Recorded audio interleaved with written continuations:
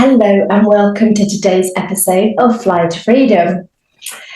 I am honoured to have Harriet Frew back on the podcast today.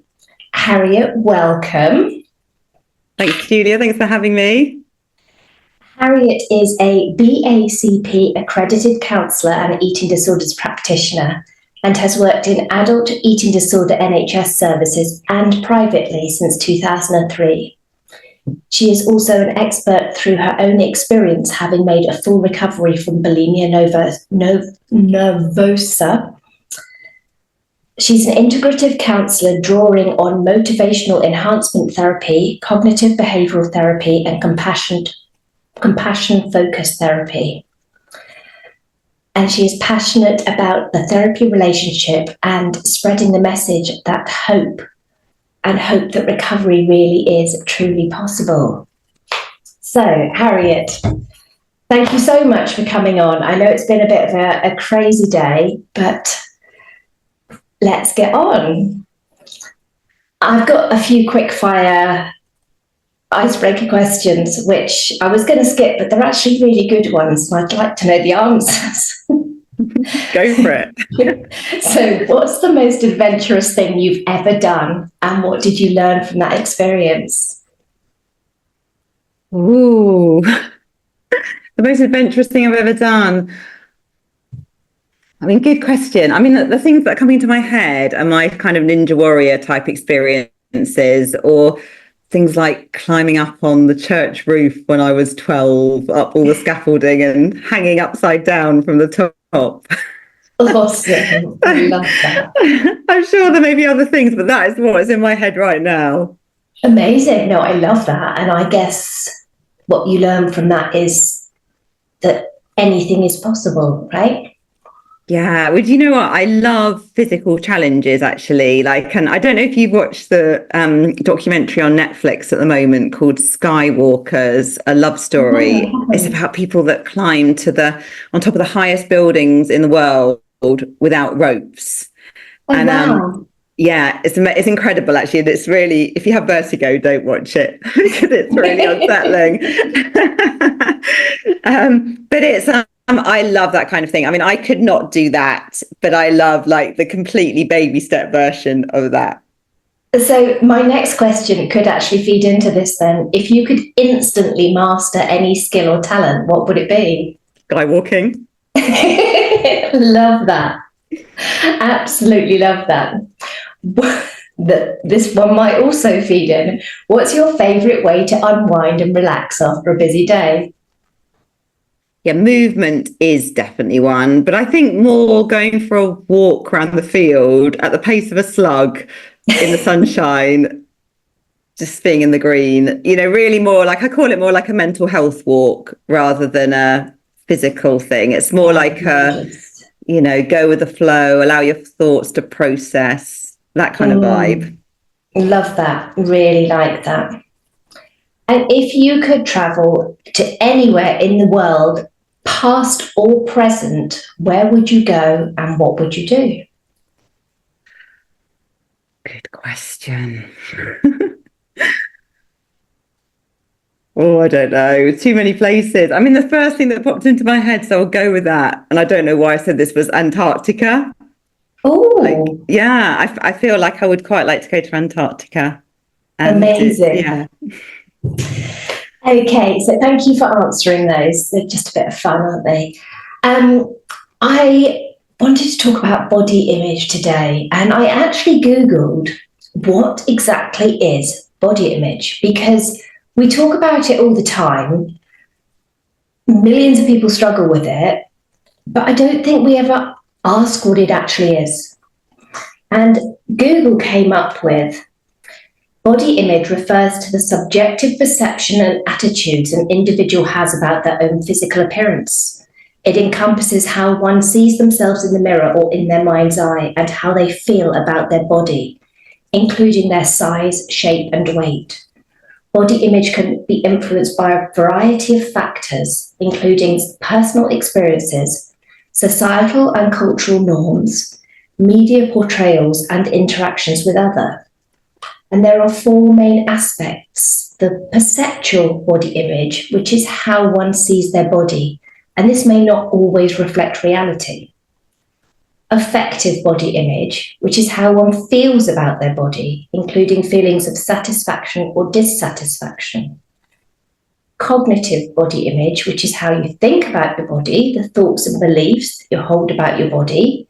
And behavioural body image, which is the actions one takes as a result of their body image, which can include activities like dieting, exercising, and avoiding situations due to self-consciousness about one's appearance.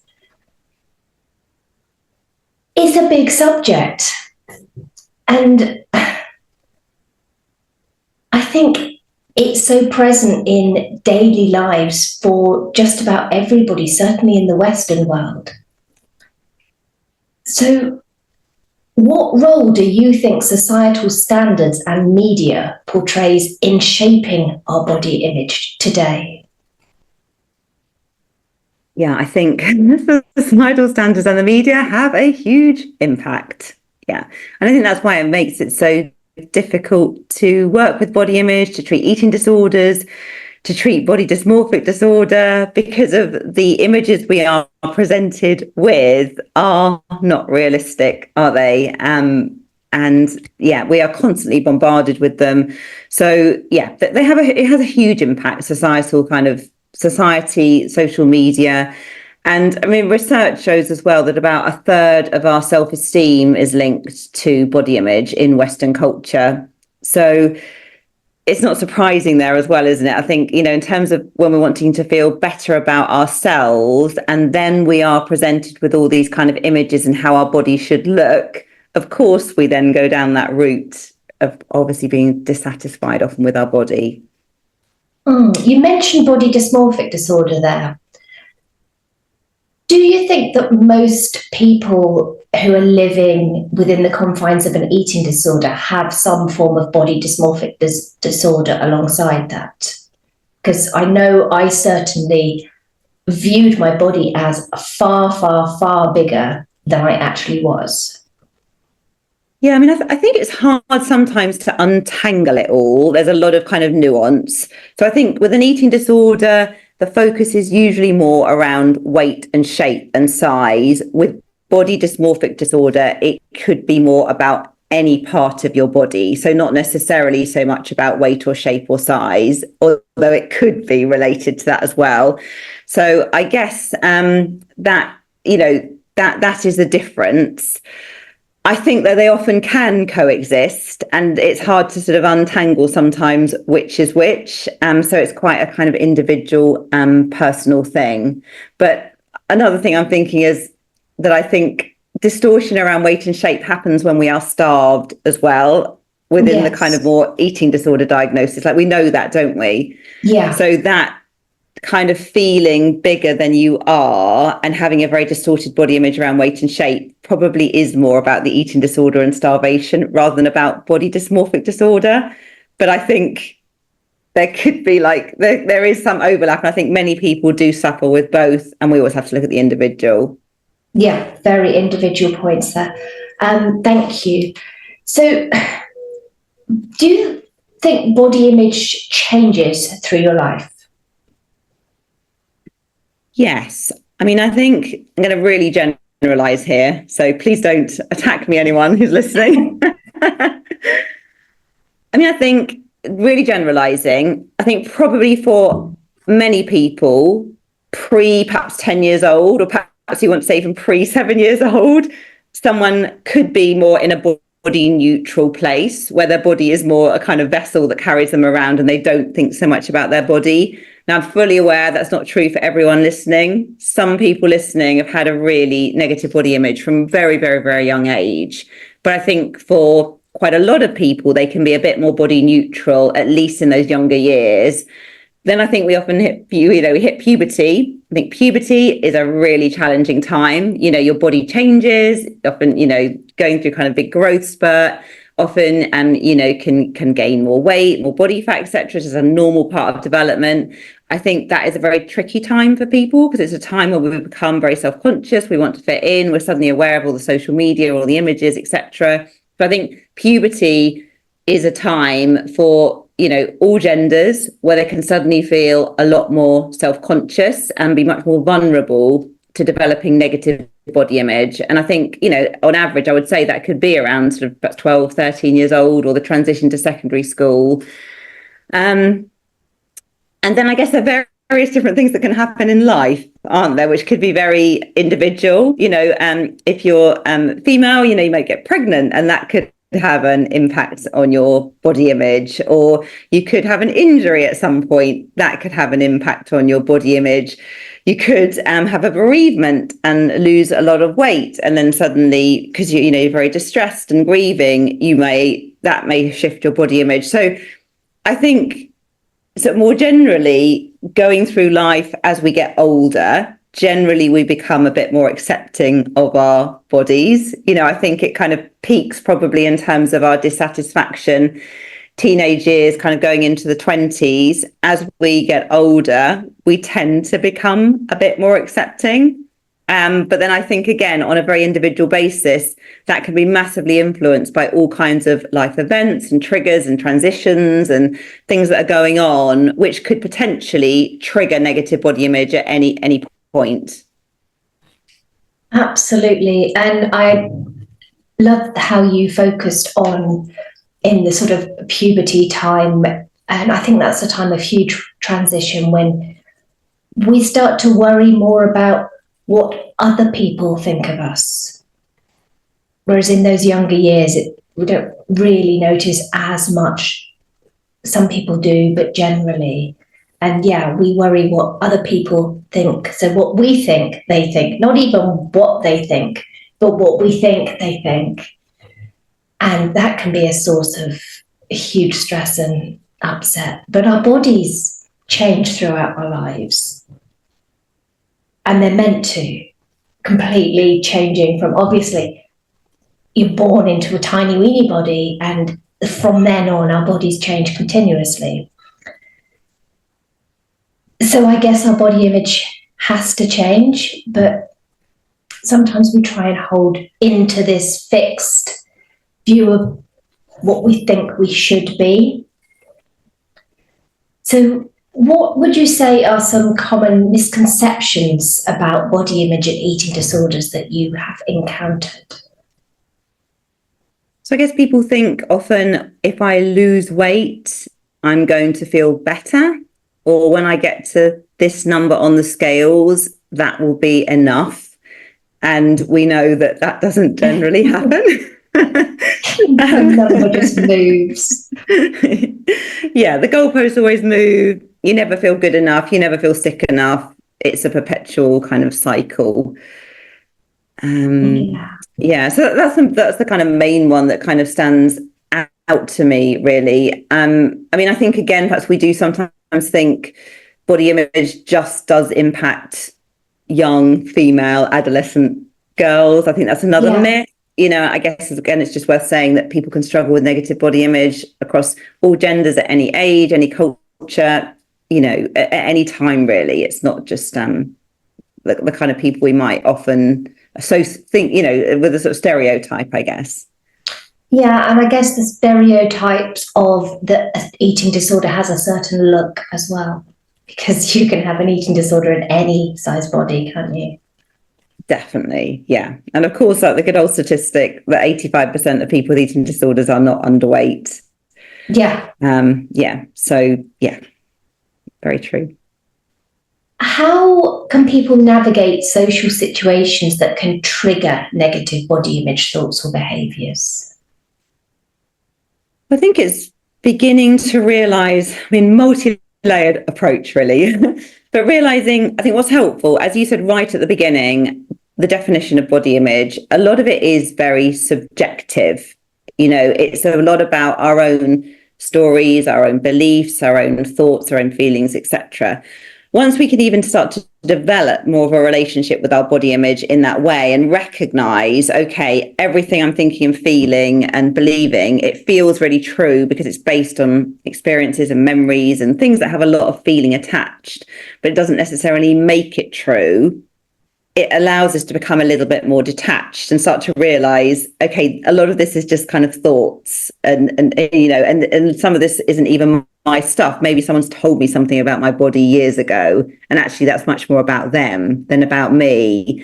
So I think once we can understand how our body image has developed and start to look at, like, where have I got these messages from, and start to have a more objective relationship with it, we can begin to be a bit more neutral about our body image in the present. Because otherwise, every social situation we're going into, so if we were told when we were younger that we were, I don't know, like not as pretty as our sister or something, or we were the kind of the big one in the family, or, some kind of label that wasn't very helpful, what we will then tend to do as adults is when we're going along to just a regular party in the present, we will be kind of unconsciously dealing with a lot of those kind of thoughts and perceptions and things. So then we'll be assuming that people are thinking those things, giving ourselves a hard time, hiding ourselves, reacting, I guess, as if people are kind of having those kind of thoughts about us. So I think that's one of the kind of first things to start to develop a slightly, and that's kind of quite a big thing really, rather than specific to a situation.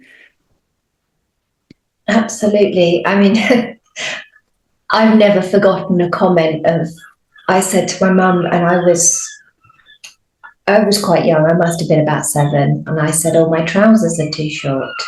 And she said, "Oh no, your trousers are fine. It's your bum that's too big." And from that moment on, I mean, I've literally never forgotten that comment. And from that moment on, I felt ashamed of my bum. Whereas before that, I had never felt that way about a specific body part. And when I started questioning all my beliefs in recovery, and one of them was about that my bum was too big and it was always a negative, it shocked me to realize that it went right back to that one off the cuff comment that my mum said all those years ago. And it wasn't even my belief. And it's amazing when you start to go back and start to think about, like, were your parents, was your mum always commenting about her weight? And mine was always saying that she needed to lose stuff to fit in and things like that. So many of our beliefs aren't even our own, are they? Yeah, it's so true. And I think it's really helpful, for anyone listening who's struggling with poor body image, it might be helpful to do a bit of a body image timeline and look at, like, how was I kind of thinking and feeling about my body at different points? Are there particular comments or things that are stuck in my head? And start to question as well these comments, because I know so many of my clients are holding on to, like, a random comment someone yelled on the bus years ago by someone they would actually have no respect for or anything. But it's awful, isn't it, at that age when you're really vulnerable and you so want to fit in? A comment like that can be so hurtful, and it can stick, can't it, for years? Yes. And be very, very hard to let go of. So yeah, because we're all born loving our bodies. I mean, young children, babies are fascinated by their bodies. And I mean, when we are on our deathbed, we're not going to be like looking back and thinking, wow, I was always this weight. I always kept my body trim. It's not what matters. It's just that time in between we have to deal with. So how would you approach the concept of body neutrality versus body positivity? Because the positivity part can be really hard to leap straight into if you're going from a very negative outlook. Yeah, no, I think body neutrality is a much more preferable kind of goal for most people. Because I think as well, the argument about body positivity as well is there's still a lot of focus on the body, whereas in a way with neutrality, we're just wanting to be in that more kind of neutral place, aren't we, where we're not thinking about our body as much. And I would say to people, like, for people that have been fortunate enough pre-10 years old, pre-7 years old, to be in a more body neutral place, that is a kind of reference point almost to think about, like to think about how you were when you were much younger and how you just moved around in your body and you were glad you could just run and you never really thought about your size. And again, obviously that's not true for everybody, but for some people that can be a helpful reference point to realize a bit more what body neutrality might look like. Now, of course, I think as an adult, it is quite hard to jump back to like 7-year-old you when you've been exposed to diet culture in such a heavy, intense way. But I think it kind of gives a sort of a kind of goal, a kind of bit of inspiration about what neutrality means, because of when we're being more body neutral, we're not really thinking about our body a lot. We're just more kind of, we're just kind of in our body, moving around. And also perhaps we can appreciate it a bit more, appreciate more what the body can do. So appreciate that you can be strong, appreciate that you can run, appreciate mobility, flexibility, things like that, really. Appreciate as well the amazing physiology of the body. So I think that can kind of help people step into a more body neutral place. But I think it's hard as well to really acknowledge, people really struggle with that to begin with, because we're so conditioned to view our body through that sort of aesthetic lens, aren't we? Absolutely. Yeah, I love that about, of course, we were completely neutral. Little kids just don't really think about their bodies, do they? Apart from some curiosity and fascination. I love that. I had like a really good comment in my head then, and it's just flown. It's flown to freedom. Yes. Wow. It was a really good one. So sorry I can't share that one with anyone because it was a really good one. But how is self-compassion really important in trying to develop a more neutral aspect to your body image, or more neutral mindset to your body image? What I think really important, and I think the lovely thing about self-compassion is it's not specifically focusing on the body. Again, yes. It's focusing more just on kind of being much kinder to yourself generally, which is really helpful, because I think anyone who's got a poor body image is probably very, very self-critical in many areas of their life, and it just happens that they're very critical with their body as well. So self-compassion is great, because of when you start to be kinder to yourself, offer yourself more compassion, in all areas of your life, it's going to have a powerful ripple effect.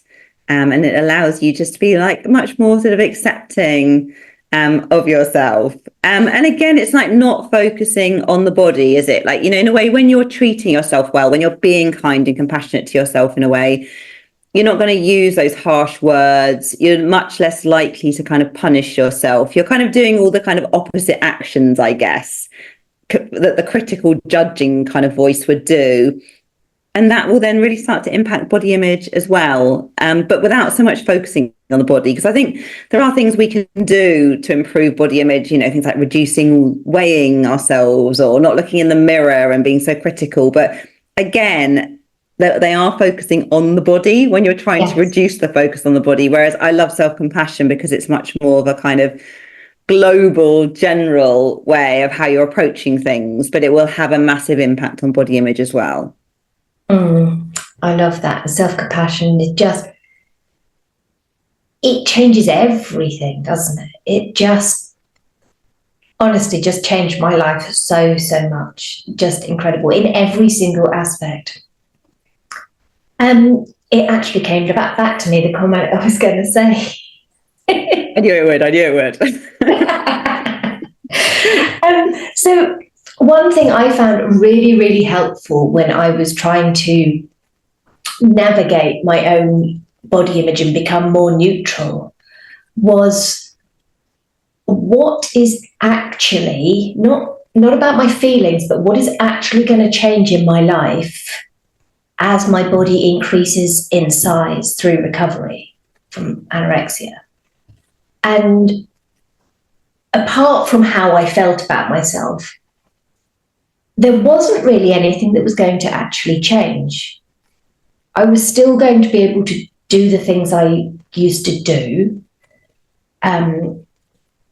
People didn't run away from me screaming, and not want to know me because my body was changing, and nothing actually happened. Nothing actually changed. And so I found that really helpful to realize that it was all the fears were coming from within me, but externally, nothing was going to change. It wasn't going to be suddenly that I was entering a whole different world because my body was increasing in size. And I found that really, really helpful. I don't know whether it was an amazingly helpful comment, but I lost it. It came back, so I had to share it. Yeah, no, thank you for sharing. I think it is really helpful because I think people often catastrophize weight gain, don't they? So much. You know, it's like standing on the top of the bungee platform, thinking of all the terrible injuries you're going to have when you jump off. You know, it's like it's anticipating the worst, isn't it, really? Absolutely. And making it mean things about me. I was making weight gain mean that I wouldn't be acceptable, which proved wrong because nobody rejected me because my body got bigger. I was making it mean that I wouldn't be good enough, but again, nobody rejected me. I was making it mean deep down, when I got to the very core of it, I was making it mean that I wasn't going to be lovable. And again, thankfully, everybody that matters to me, that I want to love me, that I love, does. So I guess sitting down and actually looking at what you're making your body mean about you. Because we're all supposed to come in different shapes, sizes, colours, everything. So what are we making it mean about us? How can friends and family support someone in trying to develop a better body image, a more neutral body image, during their journey of recovery? So I would say more the animal model, all the good old dolphin-esque skills, really, of, you know, hearing what they've got to say, reflecting back, being encouraging. Like, I don't think there's like a magical statement that's going to be, you know, the fix to everything. Because I think when people are struggling with body image, they're often constantly looking for reassurance, to saying to people around them, like, has my body changed? Do I look bigger? Blah, blah, blah, blah, blah. And I guess what's not helpful is to be constantly feeding that reassurance. So if someone's always asking for the reassurance, rather than actually saying, oh, no, you don't look bigger, or yes, you do, or getting into all of that, it's more thinking, more kind of commenting, you know, I noticed this is really worrying you. Like, do you want to sort of talk about it? Like, in a way, putting it back to them in a way, not feeding into that kind of whole reassurance trap. I think as well, it's really hard to, you know, external comments generally are not helpful, are they? I think with our own body image and learning to love ourselves, we have got to find that within. So the most helpful good thing, again, going back to the more the animal model, if people supporting you are listening, are reflecting back, are asking you open questions, etc., like almost helping you to make sense of things and come to your own conclusions, actually that's much more helpful, because of whatever you say as a carer is probably not going to be the right thing. It's really hard to win, isn't it? Yeah, definitely. One thing I found was really helpful for me was actually taking the thoughts out of my head and putting them on paper, because then I couldn't catastrophize them and spiral them and make them really, really big, because I was very, very good at that. Was just create something huge out of something really small. And once I could put them on paper, then I could actually be more objective, sort of step back and question them and say, okay, is that really true? And I found that incredibly helpful. And also asking, if it's true, what does it mean about me? Yeah. I think really helpful skills. It kind of sounds like you're probably using the cognitive behavior therapy model there a bit, really, where you're just really writing down your thoughts, your feelings, maybe your beliefs, how you're feeling in your body, and then doing that sort of Socratic questioning, like asking, like, is this really true? What's the evidence for this? What's against it? What would I say to a friend? How would I like to be thinking about this situation? And there's a lot of power, isn't there? Putting pen to paper, getting it out of your head, writing it down, having a more objective view. Definitely. It stopped me spiraling because I was very good at spiraling my thoughts. Are there any other tips that you think would be really, really helpful for people to really sort of, is there like a step-by-step guideline that you advise people to do? I think the first thing is really perhaps doing your body image timeline, understanding all the kind of roots of everything, the stories, really getting a good kind of overview of that. Then was a really good study done, which is about 20 years old now, but it's called Critical Experiences in the Development of Body Image. That's a really good thing that people could like look up. It's a research piece online. And actually going through that as well, when you're doing your body image timeline, you can look a bit at these critical experiences and notice, goodness, what things have I experienced in my life? So it's things like, parents dieting, or having known someone with an eating disorder, or experiencing kind of a big physical change in your body, or going through puberty, or, there's multiple things that can impact your body image. So that's quite a useful tool as well.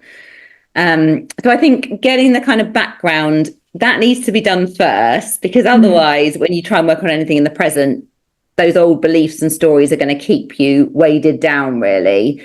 And then, in terms of addressing body image, I mean, I think if you are doing things like weighing yourself multiple times a day, looking at yourself in the mirror, doing constant checks, looking on social media, comparing yourself, if you can reduce all of those behaviors, that's going to have a big impact on your thoughts and feelings. So for some people, I'm not saying that's the golden fix to body image, but for someone who's got a real kind of obsession with the weighing scales, they could reduce that significantly. That's going to have a powerful impact on body image. And so, looking at some of the behaviors, thought challenging, a bit like what you were talking about before, getting it out of your head, down on paper, doing that Socratic questioning, looking at the evidence for, evidence against, what would I say to a friend? Working on body neutrality, trying to do that every day. So maybe like every time you brush your teeth, you think of 3 things that you can appreciate your body for, or you attach it to a habit that you already do. So again, it will start to have quite a powerful ripple effect when you start to inject, pieces of body neutrality into your day. Self-compassion, I think, a really important kind of umbrella thing that needs to go across everything. Another tool is like understanding about the concept of feeling fat, or feeling disgust, feeling strong dislike for your body. Often that is projection of other feelings. We automatically assume often when we're having a very strong feeling about our body that it's all about the body, but often that can be about other things. So, for example, I had a client who every time she was in conflict with someone, if she felt she hadn't been able to express herself clearly, she said she would walk away from that encounter and literally feel her body expanding. But she was only able to really understand that with quite a lot of awareness. Back in the earlier days, she would have just thought, oh my goodness, it's all about my body. And then she would have acted as though it was all about her body and restricted and, gone down those old rabbit holes again. I think another thing is about thinking about values, like as you've said as well, like on our deathbed. I don't know if those are your exact words, but you kind of alluded to the fact that at the end of life, I think when we really get clear on our values, actually body image and how we look, or our weight and shape and size, actually is no way near as important as we think it is.